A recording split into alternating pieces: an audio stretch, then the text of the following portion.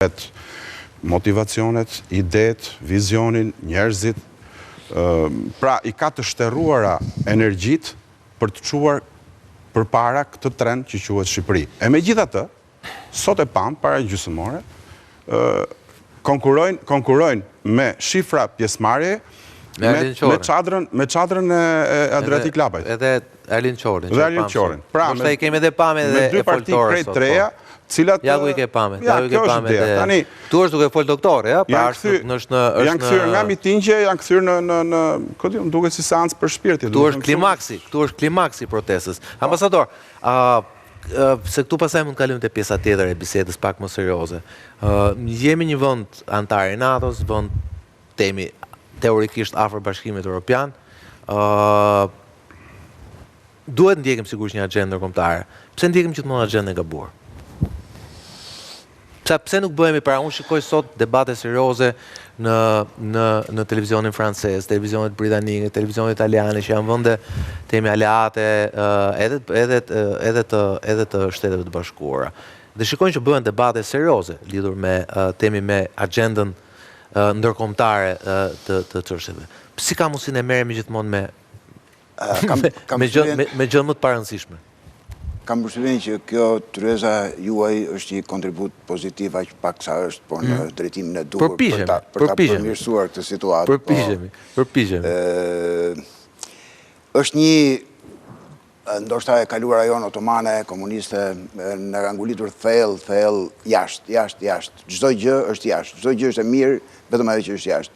Po shikosh edhe kryeministri një pjesë të mirë të narrativit që ka adoptuar këto kohë të fundit e ka të lidhur me se sa figurë madhështore është jashtë shtetit, jo dhe aq shumë për sukseset që ka arritur brenda vendit. Gjitha shkojnë bashkarisht. Kjo e bën që gjithmonë duhet goditur atje në pikën e vet më të fortë, që ai është jashtë shtetit edhe opozita e godet për jashtë shtetit. Dhe çdo gjë është jashtë. Ka i shkon jashtë, tonë nuk shkojnë dot jashtë. Pastaj tonë edhe ky nuk shkoi jashtë, si ne. Ka një gjë, domethënë përveç që çdo gjë që vjen nga jashtë është e mirë, ne kemi një dobësi tjetër të brendshme, të qëndësishme, që gjithmonë për çdo gjë fajna e kanë të tjerët. Ne vetë kemi as i faj. Vim ke puna e vizave që përmendet juve në hyrje. Domethënë është puro faji jon. Janë njerëzit tanë që shkojnë dhe abuzojnë me atë mbrojtjen sociale që kanë Shtetet Bashkuara të Amerikës. Dhe unë kam parë me sytë e mi, abuzojnë dhe në Austri, abuzojnë dhe në Gjermani, abuzojnë dhe kudo. Po në Amerikë është çik më e ndjeshme sepse kanë ardhur këta që janë tashin në pushtet dhe kanë objekt të politikave të tyre që po e ndjekin, është fenomen kudo. Dhe për mua ka qenë edhe gjatë kohës që kam qenë në detyrë, ka qenë një temë shumë e preferuar që mundohesha ti bëja me dije, jo se ti edukosh është fjallë madhe shumë, ti bëja me dije bashkëdhetarëve të mi, se çfarë përgjegjësie të madhe bartin duke pasur emrin shqiptar. Domethënë, pa kaluar në hollësira të shumta. Jo, unë të njëjtën debat, biseda kam bërë me temën bashkëkohore me njerëz që udhtojnë jashtë, për shembull, ato që shkojnë në Amerikë, sepse vitet e fundit pati një politikë më liberale Shtetet e Bashkuara për dhënien e vizave turistike, u shku shpejt nga 3 vjeçare në 2014, pastaj në 2019, mos gaboj, u shkoi ke 10 vjeçaret.